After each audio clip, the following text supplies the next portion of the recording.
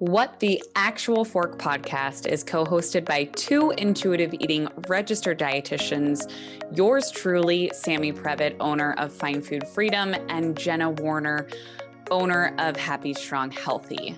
We can't stand diet culture bullshit and love keeping it real.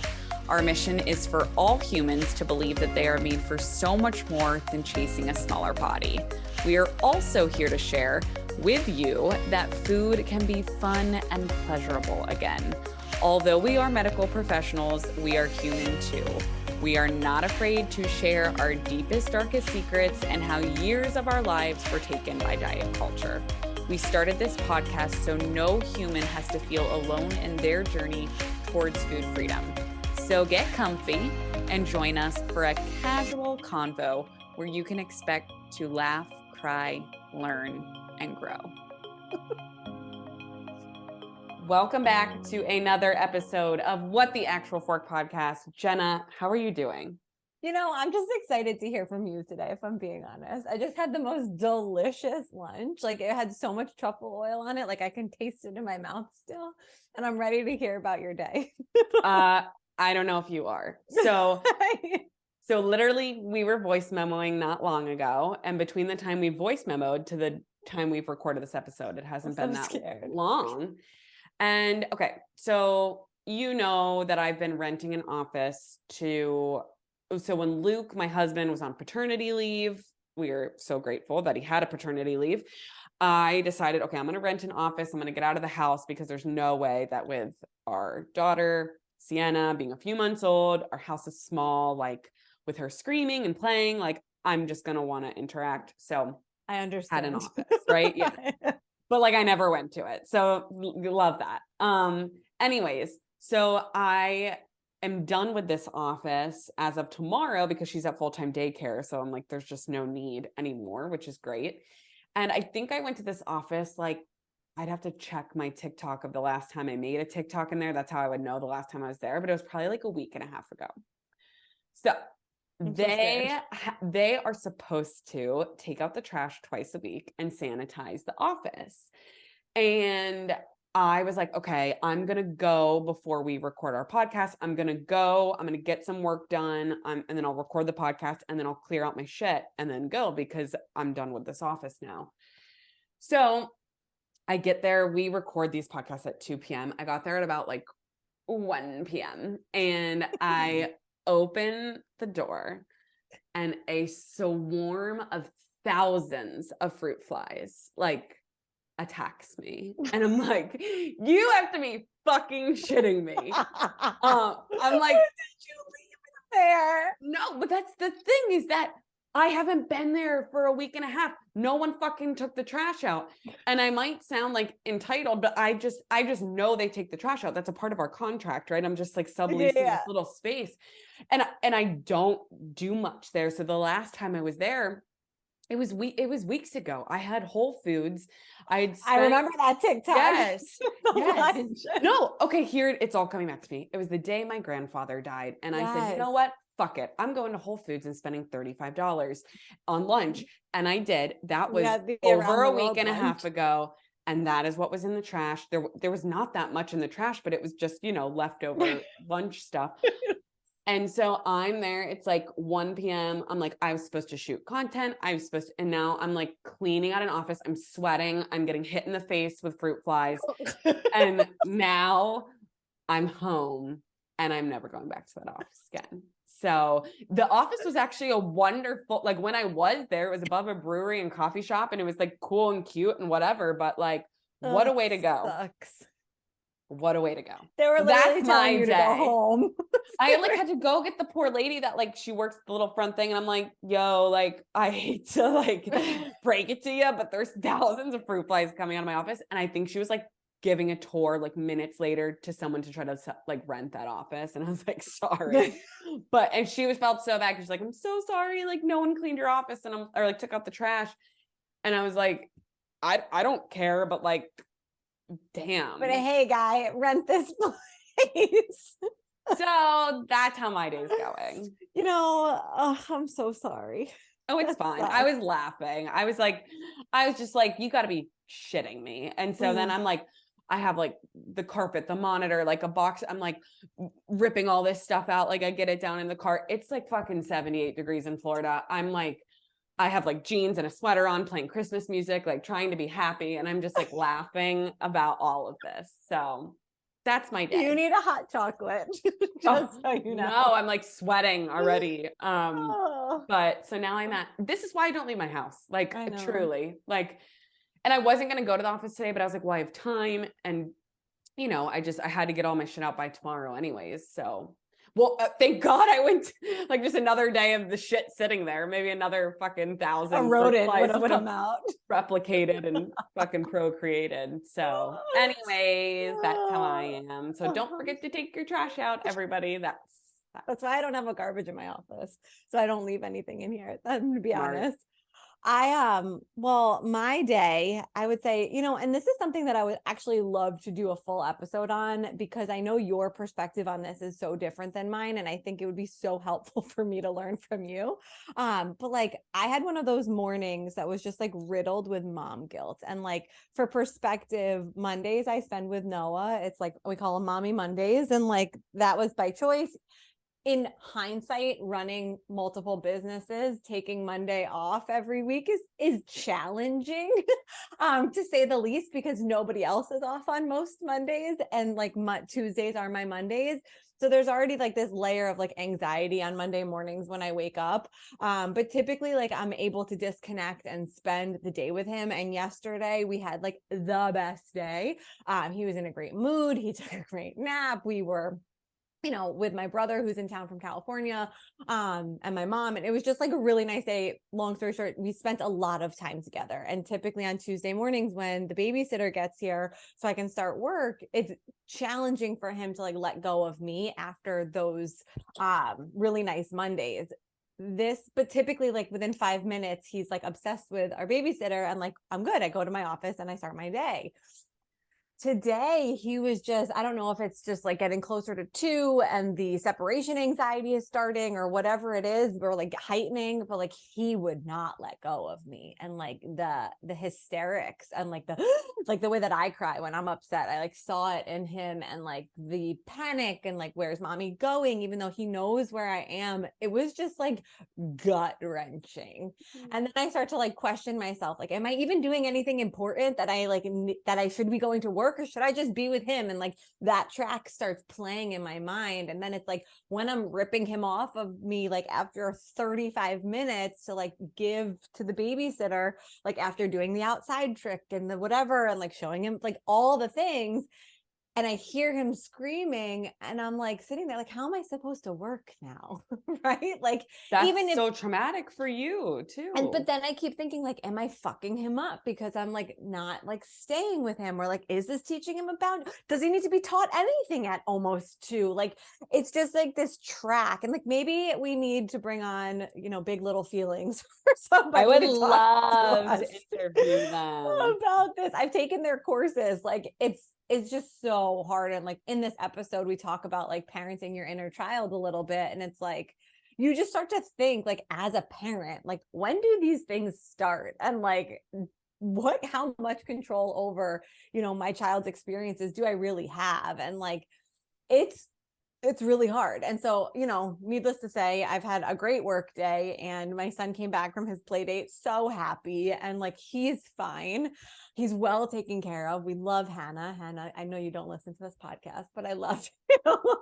But like it's a challenge, and like that's just something that like I'm just putting out there because I'm sure a lot of other moms, be it parents, field caregivers, feel this way, and it's hard. I can't imagine. And like, obviously I'm just not at that stage yet with Sienna, but like, even though she doesn't do that, like, I just know I couldn't even do it if I heard her crying in the other room. Cause obviously when they're so young, they cry so much, or maybe she just cried a lot, but it's just like, I can't even like mentally be around it. And maybe that's something I need to work through. It's hard too. So like, yeah, no, I feel there's you. nothing That's worse so than hard. hearing your kid cry, and then there's nothing Yeah. worse than like not being receptive. Maybe that's not the right word, but like sometimes when like I feel like I'm not getting emotional from hearing it, like that's when I know I need a break, right? Like where it's not like hitting me the same way. Yes. And like that's like part of the postpartum anxiety, depression, and like rage that happens when it's like when that cry like becomes like numb almost, or like you become numb to it, I guess is the right word. And like that's definitely something I went through it. But like today it was more like questioning, what am I meant to be doing? And then I think about it, and then I like get in my work groove and I'm like, I am meant to be doing this. Like Yes, I you am are. helping people. Yes, And like you I are. love what I do and I'm a better mom when I'm here. But at the same time, like it doesn't like take away how challenging like those moments are. And I know they're only going to get worse because I'm still emotional, but like I've heard my mom say to me, like, I used to drop you off at preschool and like hide against the wall and like listen to you scream. And when you stopped screaming, like that's when I would leave. And so like I know, and he is me in that way, but I don't know. Anyways, if you're listening to this and you have had a similar experience, you are not alone. That's what I'm getting to. You are not. And I think both things can be true, right? Like you can be an amazing mom and miss him and want to be with him and also be an amazing dietitian and podcaster and kick ass at that. But I do feel you because there are times where I'm with Sienna that I'm like, I should be working. I have all these ideas that are coming up, and then I'm working and I'm like, what am I doing? Like, why am I even doing this? Why am I not with her? Like one of my videos to get like 4 views and I'm like, why was it important for me to make this right now? I get it. I totally get it. Totally get it.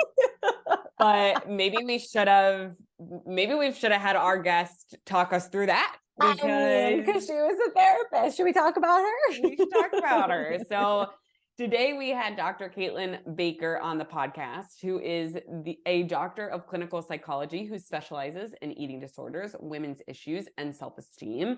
And if you don't already follow her on social media, you will after this episode. But her Instagram and TikTok handles are at thatfatdoctor. And she has over 400,000 people in her online community. And she's simply amazing. She is. And she works with people around the world, which is, I think, so important to just put out there because after you listen to this episode, you might say, I'd really like to work with her. And you can. Yes. And that was something we kind of spoke off air after with her. But I'm so thankful for that because I can't tell you how many times I want to refer out to a therapist. And the laws are so stupid with how, crossing state lines with virtual work for therapy, like so dumb. So Caitlin and some of her partners said like, fuck it, we're going to become life coaches so we can help people cross state lines. So she has all of this amazing education and background but can help anyone, anywhere, at any time. And so, yeah, if you're with Fine Food Freedom or Happy, Strong, Healthy, you will be getting referred to Caitlin. For sure. You guys enjoy this episode. All right, Caitlin. So we're going to jump right in with our first and favorite question on the podcast. So I know you're on TikTok. I know you're on Instagram. And we'd like to start with you naming or calling out or recognizing the most recent or profound thing that you've seen, read, heard that maybe has happened to you that stopped you in your tracks and made you say, what the actual fork is this? And I'm sure you see like 1,000 of these a day, but just anything diet culture related that really just makes you say, what the fuck? Okay. That one actually threw me for a loop because I see so many, so many things. Recently, I think it's been ads using creators that I know to be like anti-diet culture and whatever, just people in larger bodies being shown in an ad for weight loss without like their permission. And I like private messaged this person and was like, I'm pretty sure you didn't say that this was okay. And she was like, yeah, no, that's not okay. And it's just like exploiting larger bodies for the purpose of weight loss when like literally that that person is very, very much so against diet culture and all that it stands for. So, yeah, what the actual fork? I'm like speechless. Like that happened. Yeah. I How had do- no idea. Like no one's ever brought that to us before. That's some heavy shit. So Yeah. alert to everybody listening, please report if you see these because that's wild. Yeah, What do I you even do? that's all you can really do. And like she had to make a public statement that was like, I'm sorry if you saw this, like that's not me, and had to kind of do damage control on it, even though it was her being victimized, which I thought was just awful. But I've seen that a lot. Even people who their videos, like I've seen fake like medical doctors who will stitch someone that's like in a larger body in one of their videos and be like, take this supplement or whatever, and then like shows an after of someone that's like completely different. Yeah, it's pretty messed up. We always talk about how fucked up TikTok is on the podcast, and us three all have a TikTok trying to do the good work on TikTok, but it's fucking hard when that's the shit we're up against. Yeah, it feels impossible some days. Like I know a lot of other therapists on TikTok, and they don't get the kind of trolls that I get. Like they don't have people who are questioning their very existence or like telling them they're gonna die and things like that, which has made my presence on TikTok very interesting. But it's also allowed me to like snap back at those people a little bit more. Like other therapists are like, no hate to this person, and like go on this tangent, and I'm like, no, fuck you, that was wrong, you're wrong. Because it's just a different kind of troll that comes after me. But it's a wild place. Do you ever find, and this is like so not on the topic of what we want to talk about today, but while we're here, do you ever find that like sometimes you're like, ooh, should I post this? Like, is this going to end up on the wrong side of TikTok? Like, I get these like nerves sometimes, and then I'm like, fuck that. Like, this is the information that needs to go out there. But then when all of the mean comments come in, like, I start to question myself sometimes, and I'm like, what am I doing? Like, Oh my why am I gosh. doing this to myself? Yes, literally. Almost every post I've ever made that has like a full body or me wearing something that's not, I'm not covered up, like my whole ass is on the internet and it's fine. But yes, every single time I'm so scared of where that's gonna end up. And I've had one that did end up on the really wrong side, and it was not fun, and it scared me for a long time to even want to post anymore.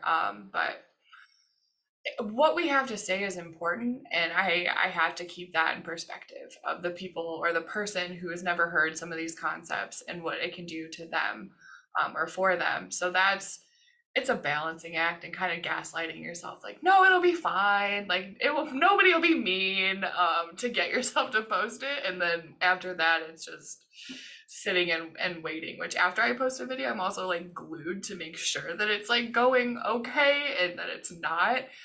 Mostly just because I will start being mean in the comments, but yeah. Well, thank you so much for sharing all of that with us. And that kind of leads us right into our next question of, how your social media came to be. I'm sure the majority of our listeners already follow you or are definitely going to follow you after listening to this episode. So your Instagram and TikTok handle is at @thatfatdoctor. And we talk a lot about thin privilege on the podcast and how Jenna and I have that. We try to talk about it as much as possible, but like, I'm so happy you even just pointed out, like, the hate that you're going to get from the internet is vastly different from what Jenna and I receive, because we live in a straight sized body and we don't get the oppression or the discrimination or the hate in the way that you do, just for simply existing. So if you, whatever you feel safe enough to share with us, could just really talk about, how did you get to where you are today on social? Like, I'm sure you didn't just wake up one day and say, like, I'm going to make an account called That Fat Doctor and talk, like, what has your story been personally and professionally to get you to where you are today and what you're doing? Yeah. So my story started like so many other people that I hear, honestly. COVID, lockdown. I wasn't really working because we were trying to figure out telehealth, and laws with telehealth are like a mess. So like I just had a huge chunk of time not working. downloaded TikTok, which I had done previously, but like opened it and did not understand it and was like, this is stupid, and then just like quit. So I tried it again.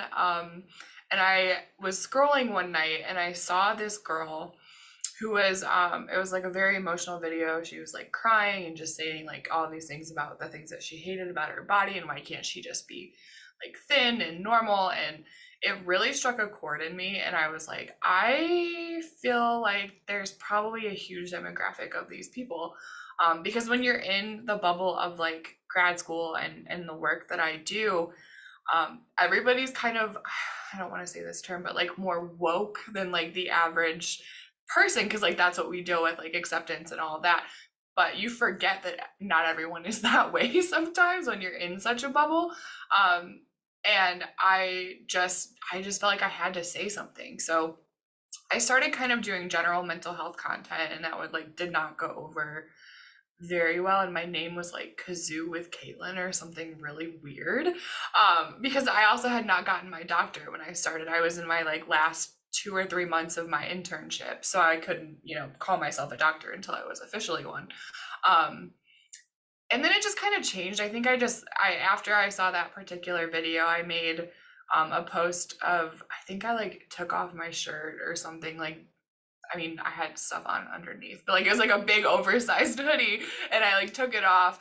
And I was like, yeah, I'm fat. Like, so what? Like, just started being more, I don't want to say inspirational, but just trying to help people understand that like they don't have to hate their bodies, and especially women with people who don't necessarily, sorry, there's a lot of statistics about women in larger bodies and education levels, and feeling like they can't do things or are limited because of their size. And that's always been something that's really important to me. So I also just wanted to show them like you can do anything. So that was a really long story, but yeah, I'm here now.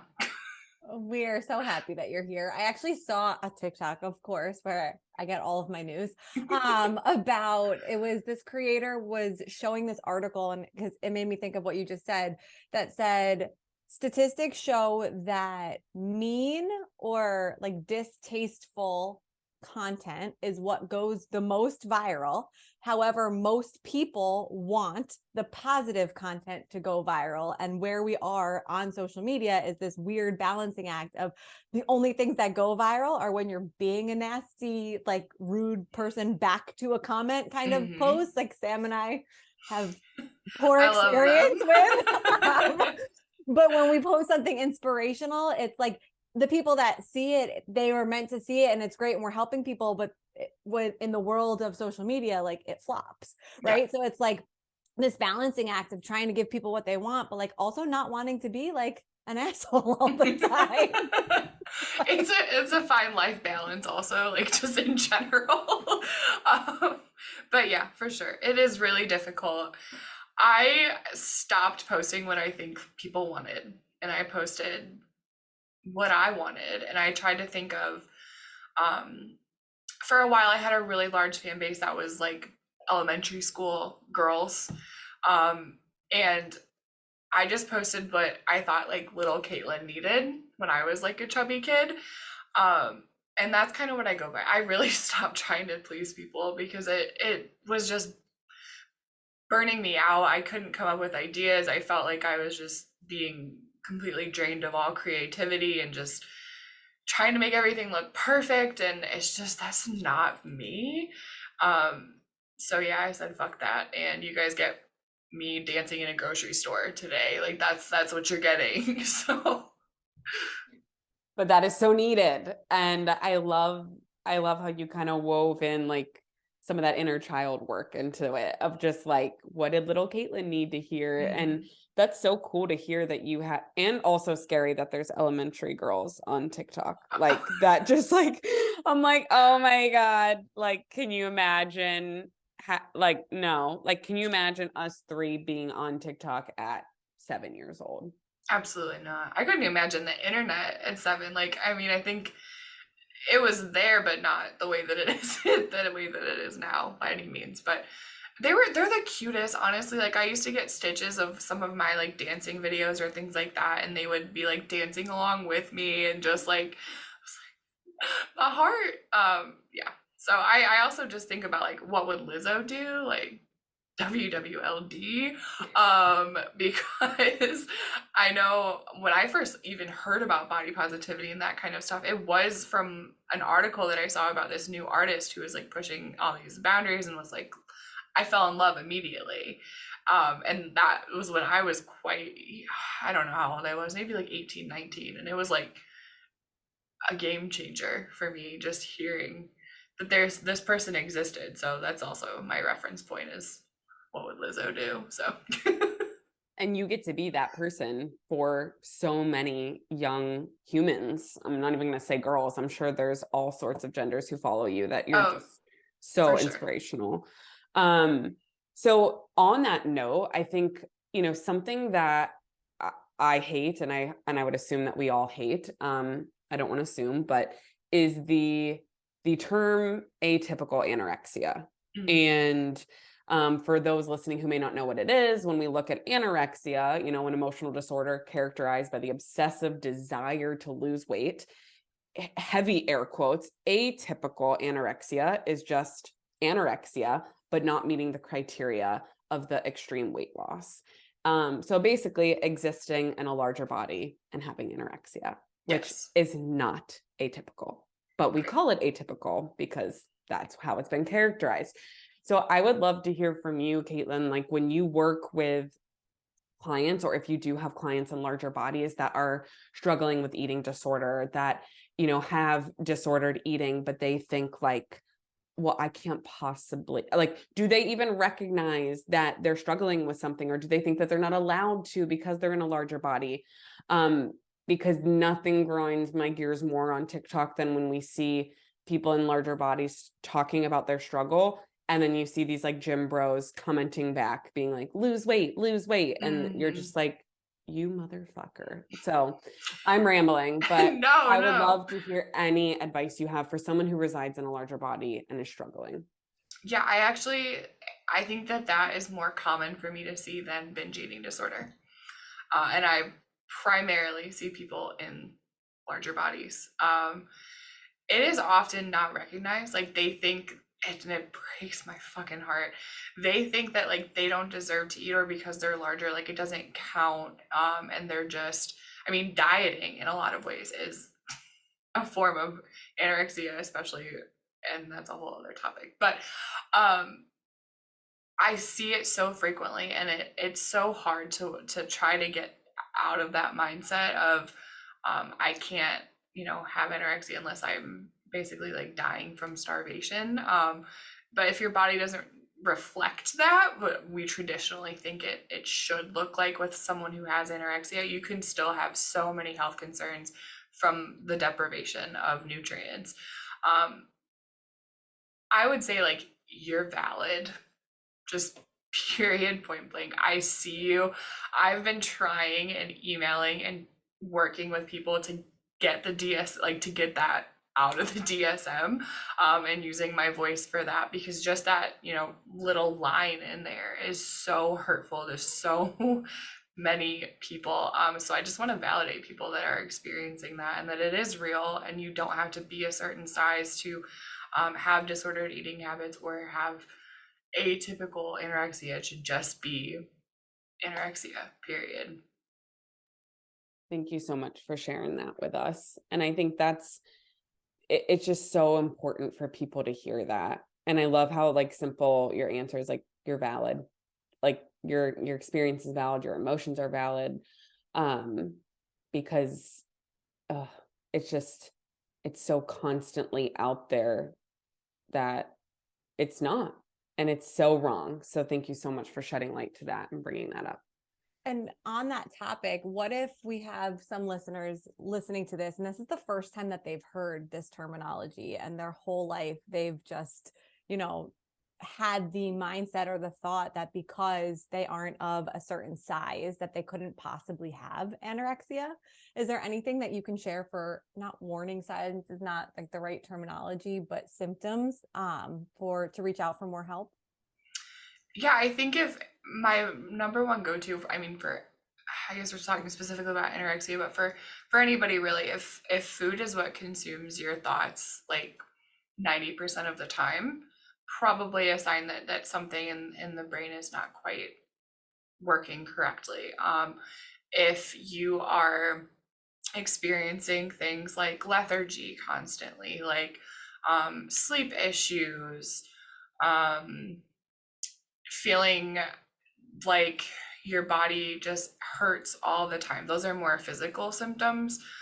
But sometimes people who aren't getting enough nutrients don't know that they're not getting enough nutrients. And those are some of the signs of that. In terms of mental health, I mean, if you are just feeling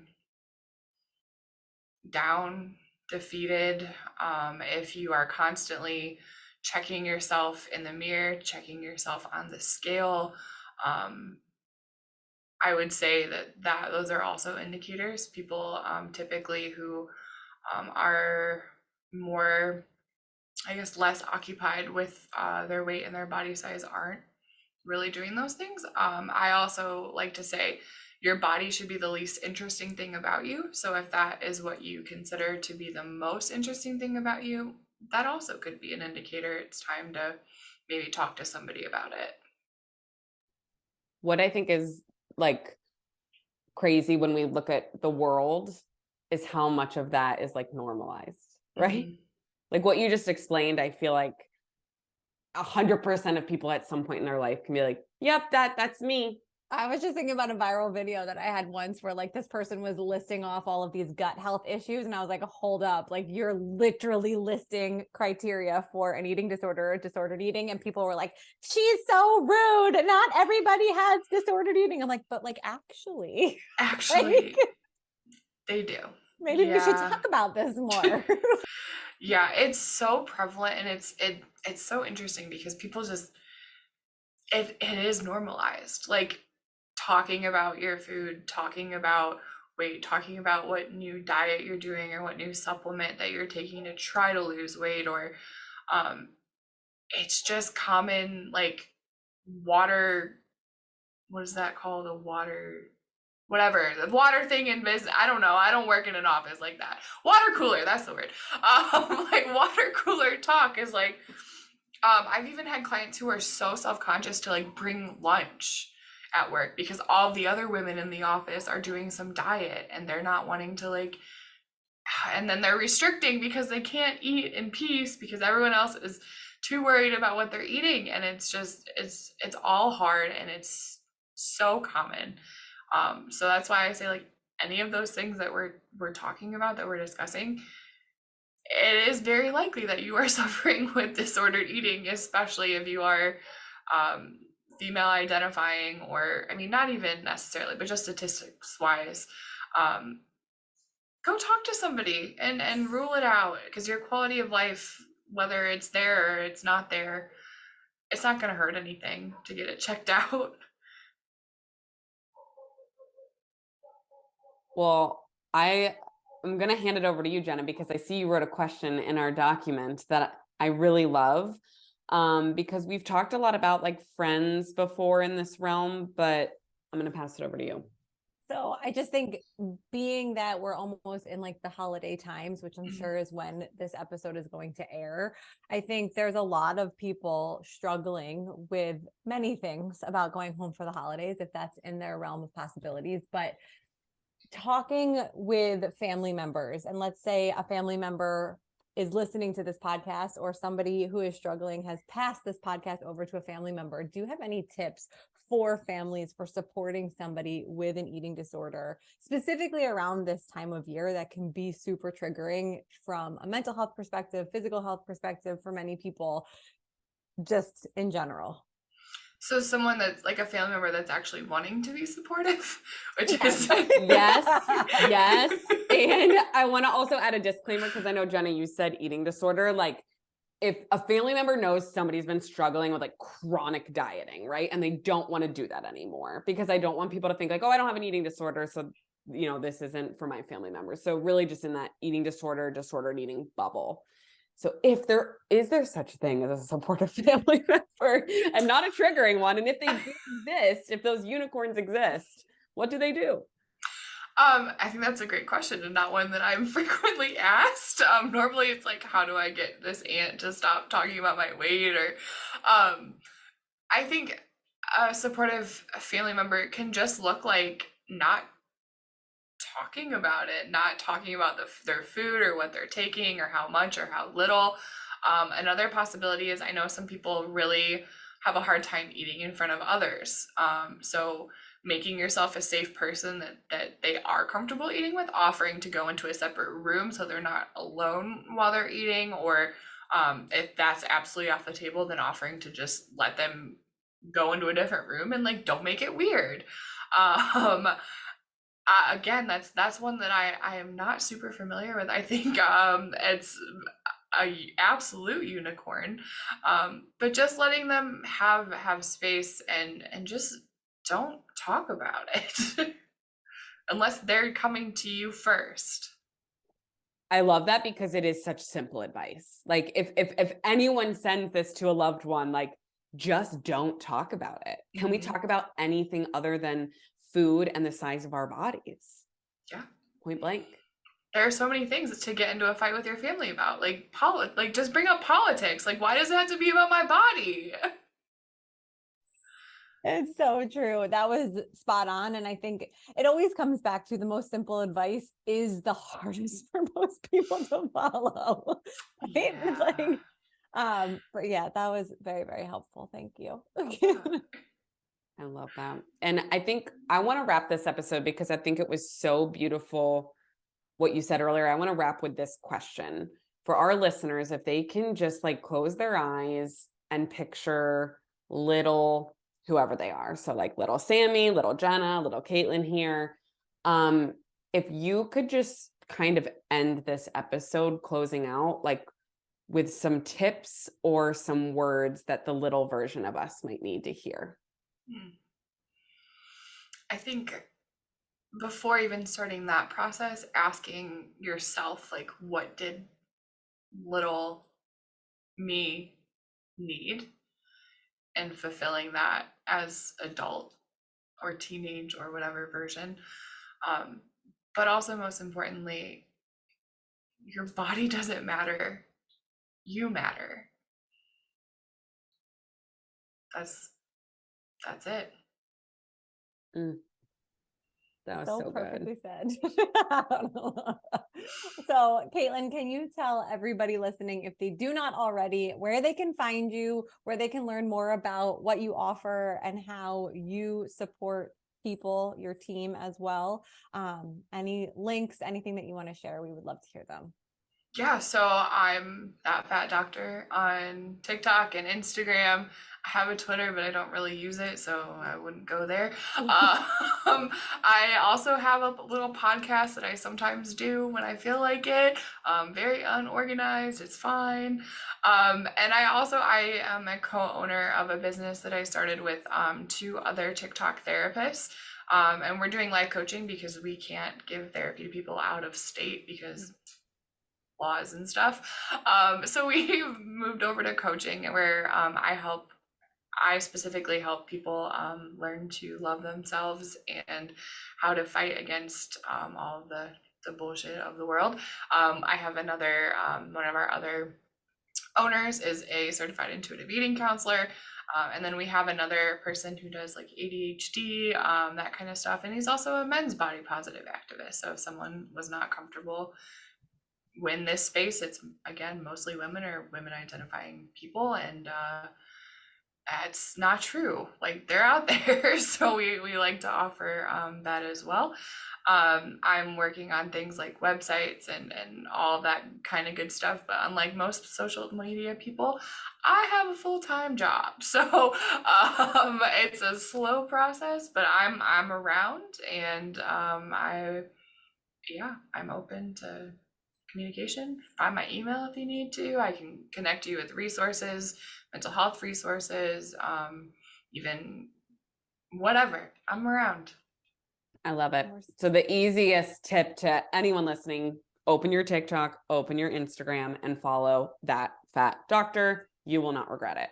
Like I said, that's not enticing enough. My whole ass is on the internet. So if that's what you want, it's there too. You got it. Thank you, Caitlin. Yeah, no problem. Guys, thank you so much for listening to another episode of What the Actual Fork Pod. We know there are a lot of pods out there, and we are so grateful that you are here listening with us. If you enjoyed this episode, please be sure to subscribe, like, share with all your friends and faves, and follow along with us on social at What the Actual Fork Pod. We promise to continue to bring you the hottest topics, greatest guests, and the most fun you can possibly have while fighting diet culture bullshit. We love you, we appreciate you, and we will see you next week for a lot more fun.